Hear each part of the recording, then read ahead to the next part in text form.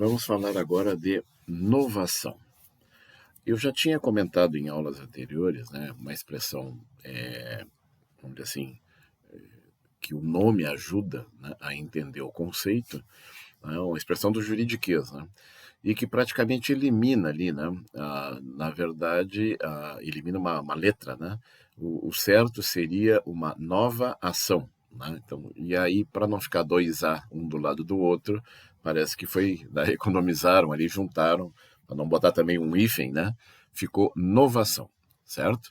É isso aí, é uma nova ação, é uma nova obrigação, na verdade. Não é uma ação, né? Porque para não confundir, né, com ação judicial, né? Mas seria uma nova obrigação. O nome significa isso. O Tartucci, né, coloca também numa definição simples, e não tem nenhuma crítica, né, a forma como ele definiu, que diz assim: é uma forma de pagamento indireto, em que ocorre a substituição de uma obrigação anterior por uma obrigação nova. Está ali, é o que eu disse, uma nova obrigação, certo? Diversa da primeira criada pelas partes. E o próprio texto legal, no início, né, no início da regulamentação, uma regulamentação um pouco mais longa essa do que os outros institutos que a gente estudou sobre teoria do pagamento, né, aqui dá-se a novação quando o devedor contrai com o credor uma nova dívida para extinguir e substituir a anterior. Aliás, foi esse o exemplo que eu já tinha antecipado em sala de aula quando comentávamos sobre a subrogação. Tá? Depois a gente vai fazer um paralelo sobre isso. Mas vamos lá então, só para explicar. É uma prática relativamente comum. Eu conheço pessoas que têm esse péssimo hábito, né, do ponto de vista de gerenciamento financeiro, é um péssimo hábito de fazer empréstimo para extinguir empréstimo. Né? Então, eu estou com empréstimo, não estou conseguindo pagar, está muito difícil, né? Aí eu vou lá, é uma pessoa viciada em empréstimo, no caso. Né? Assim como tem gente viciada em jogo, né, de azar, né? Pessoa viciada em drogas lícitas ou ilícitas, certo? Nós temos aqui a figura de um viciado em dívida. Então, ele não sabe viver de outra forma e isso desorganiza a vida financeira de qualquer um. Né? Então, essa observação foi o exemplo que eu fiz de inovação. É isso. Então é só ler o inciso 1, né, que me parece que é o caso mais comum também, né? Quando o devedor contrai com o credor uma nova dívida para extinguir e substituir a anterior. A segunda hipótese que a legislação traz para nós é quando o novo devedor sucede ao antigo, ficando este quite com o credor. Também dei esse exemplo no caso, então só para explicar agora, né, para ilustrar antes de nós começarmos a entender as consequências disso, né? Acontece quando tem um carro financiado, por exemplo, né, e tu quer vender esse carro, certo? Teoricamente não é possível tu vender esse carro por uma razão muito simples, né? Os financiamentos hoje de automóveis, o carro é do credor, a propriedade é do credor, tu só tem a posse do veículo, né? E é esse veículo que garante, né, o negócio, é a garantia, certo? Então, como tu não pode vender, tu tem que achar algum devedor que assuma a tua obrigação, certo? Então, aí também é a mesma coisa. Então, quando o novo devedor sucede o antigo, ficando este quite com o credor. Quando isso se faz de forma legal, no caso, né, de forma regular, normalmente o credor revê o saldo devedor, né? E os valores podem não ser os mesmos, dando origem, assim, né? Se os valores forem muito diferentes, estimulando, dando origem ao que a gente chama de contrato de gaveta, né? Onde o novo devedor, vamos dizer assim, extraoficialmente, continua pagando a dívida em nome do devedor antigo, certo? É uma situação pouco recomendável, não é seguro, certo? Mesmo hoje com o reconhecimento, né, dos contratos de gaveta pela jurisprudência, ainda assim é meio arriscado. Na condição de advogado, como é que é? Não faça nada errado, consulte um advogado. Um bom advogado jamais recomendaria essa prática, né?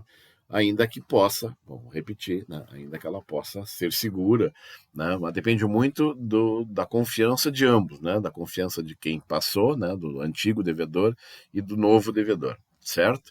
Terceira e última hipótese, né? Do inciso terceiro, quando em virtude de obrigação nova, outro credor é substituído ao antigo, ficando o devedor quite com esse. É o invertido do inciso 2, que em vez de trocar de devedor, troca de credor, certo? Então a situação é parecida, eu não conheço, não tenho exemplos, né, sobre isso, né, não me parece que seja algo muito comum, né, ainda que juridicamente seja possível, tá bem? Então nem vamos perder muito tempo, até porque tem muita coisa sobre inovação que a gente tem que ver ainda. Vamos lá. Aí eu peguei o mesmo artigo, né, prestem atenção, é o mesmo artigo 360, está aqui, e apliquei numa chave que é uma classificação da inovação, certo? Só para dar nome aos bois, né? Então, aqui no caso, o primeiro inciso é a chamada inovação objetiva ou real, certo? É a inovação propriamente dita, como eu falei para vocês, é o caso mais comum, né? Que é o caso do cara que é viciado em dívida, né? Então, assim, cria-se uma nova obrigação substituindo-se a dívida. Tá, não tem muito o que comentar aqui, é bem simples, bem claro. O inciso 2 é a inovação subjetiva passiva. Aí, quando ocorre a substituição do devedor, tá certo? Tem duas hipóteses que a gente vai ver agora, né? Que essa inovação subjetiva passiva pode ser por delegação, que tem o consentimento do antigo devedor, ou por omissão, que é sem o consentimento do antigo devedor. E aqui, inclusive, remete para o artigo que a gente vai ver. Não se preocupe que isso aqui a gente não estudou. Só estou apresentando para vocês aqui a classificação. E o inciso terceiro é a inovação subjetiva ativa, certo? Então, é a inovação do sujeito ativo, certo? Aqui é a inovação da dívida, né? É outra dívida. Aqui é outro sujeito ativo e outro sujeito passivo, tá certo? E aí a inovação pode ter essas características aqui. Não é complicado, é bem simples. Como era muito simples, eu resolvi fazer assim, pegar o artigo 360 e apresentar para vocês esse esquema aqui, é do livro, né, do Tartucci, o livro recomendado para estudar a nossa matéria. Pois bem, só que agora, eu acho que é o momento, talvez, eu até fiquei na dúvida se falaria agora ou mais adiante. Mas para não misturar, porque é assim, são assuntos na sequência, né? Nós estudamos subrogação, depois nós estudamos a dação em pagamento, agora estamos estudando a novação, e antes de tudo isso aqui, nós estudamos a cessão de crédito e a assunção de dívida, tá certo? Por que que o Tartucci fez esse resumo esquemático aqui? Porque todos eles são muito parecidos, certo? As diferenças entre eles são muito sutis. O que que isso implica na prática? Implica na prática que seria interessante que ficasse claro o que a pessoa está fazendo, né? Ou seja, com referência expressa ao instituto que ela está usando. Se é a subrogação, dação, novação, cessão de crédito ou assunção de dívida. Por que eu estou dizendo isso? Para que a gente saiba, caso dê algum problema judicial, qual a norma a aplicar nesse caso, né? Mas, caso isso não fique muito claro, né, em função de uma redação ou de uma circunstância que não deixe muito claro o que aconteceu, me parece importante fazer né, uma leitura desse quadro aqui. E aqui nós vamos ter que fazer uma distinção por grupo aqui nessa primeira linha, né? São 5 colunas. Nessa primeira linha, chama a atenção de vocês que aqui a cessão de crédito e a assunção de dívida a gente estudou dentro da transmissibilidade das obrigações, ou seja, eu não estou pagando a dívida, eu só estou transmitindo a obrigação. Prestem atenção. Aqui é forma de pagamento, ó. Regra especial de pagamento, forma de pagamento indireto, forma de pagamento indireto, forma de pagamento indireto. Isso aqui é forma de pagamento de uma dívida, de uma obrigação.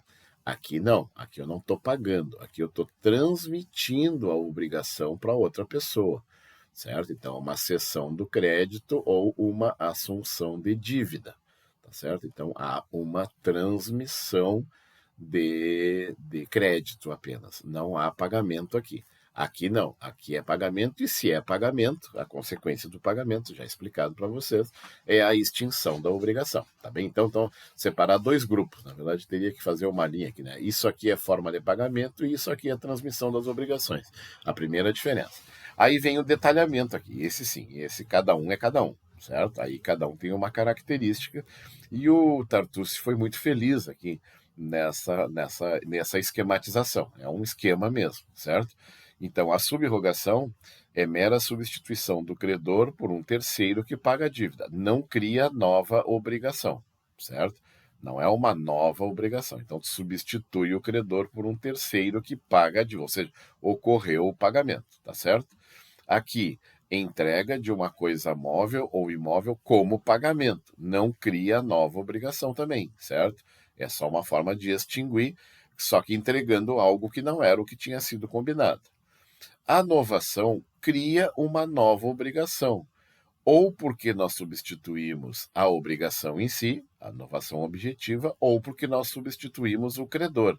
É uma novação subjetiva, tá certo? Aqui há uma transmissão da condição do credor, do sujeito ativo, de forma gratuita ou onerosa. O devedor não precisa concordar, mas deve ser notificado. E aqui a transmissão da condição de devedor, com o qual deve concordar o credor, forma gratuita ou onerosa. Muito prático aqui, né? É como eu digo assim de brincadeira, né? Isso aqui é uma cola necessária, né, para a realização da prova. Isso pode, né, ajudar bastante para a gente acabar não confundindo uma coisa com a outra, tá certo? Muito bem. Agora vamos dar uma aprofundada nos assuntos, e aí eu elegi aqui para o primeiro slide esse inciso 2 aqui, né? Quando o novo devedor sucede o antigo, ficando este quite com o credor, certo? É aquele caso do financiamento do automóvel que eu expliquei para vocês, né?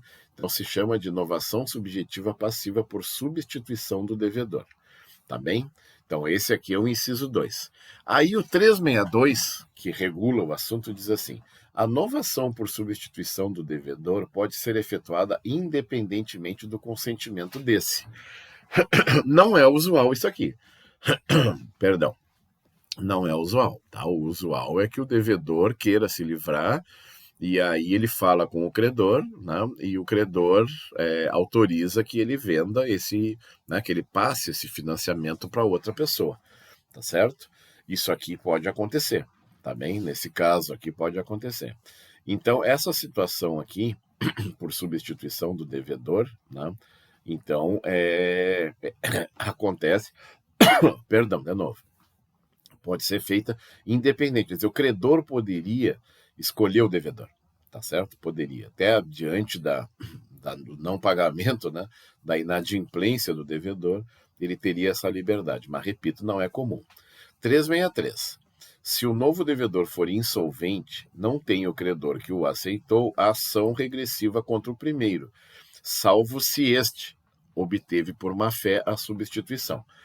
Então é o seguinte, no momento em que o credor aceita um novo devedor, e esse novo devedor se revelar incapaz de pagar, o antigo devedor está liberado. Ele só pode ser responsabilizado se ficar provado que houve uma má-fé dele ali. Então aqui é o seguinte, é mais ou menos como dizer assim, o credor é que decide se substitui ou não, ele não é obrigado a aceitar, não, mas se ele aceitar, a responsabilidade é dele. Ele só vai poder responsabilizar o antigo devedor se houver uma fé comprovada. E aqui eu já disse inúmeras vezes para vocês, uma das coisas mais difíceis na via judicial é tu provar a má fé de alguém. Então é quase como dizer o seguinte, a bronca é do credor. Se o credor aceitar um novo devedor, a responsabilidade é dele, tá certo? 364. A novação extingue os acessórios e garantias da dívida, sempre que não houver estipulação em contrário. É regra geral e coerente com a novação. Já que é uma nova ação, apaga-se a primeira. E se apaga-se a primeira obrigação, né, apaga-se os acessórios e as garantias, tá certo? É natural que isso aconteça, é uma nova ação, certo? Não é uma renovação da primeira, né? É uma nova ação. Então, nesse caso, a regra geral é essa aqui, salvo se houver estipulação, né? Sempre que não houver estipulação em contrário. Tá certo? E aí fecha aqui esse slide com esse 366 que diz, importa exoneração do fiador. Sim, o fiador é um garantidor da dívida, né? Então, se por um acaso tiver uma novação, quer dizer, muda o devedor, o fiador não tem responsabilidade pelo novo devedor, né? E aqui diz, ó, importa exoneração do fiador a novação feita sem o seu consenso com o devedor principal. É a janela, né? É a oportunidade para o fiador pular fora, né? Se houve uma substituição, eu dei a minha garantia, Ah, eu assinei como fiador porque era aquele devedor, né? Agora, se substituir o devedor, eu não tenho obrigação nenhuma. É isso que diz o 366, e como eu disse, num raciocínio absolutamente lógico, né, com o instituto jurídico. É uma nova obrigação. Então, se há uma nova obrigação, a velha obrigação, com todas os seus acessórios e garantias, considera-se extinta. Tá bem? Vamos fazer uma pausa aqui para o vídeo não ficar muito comprido.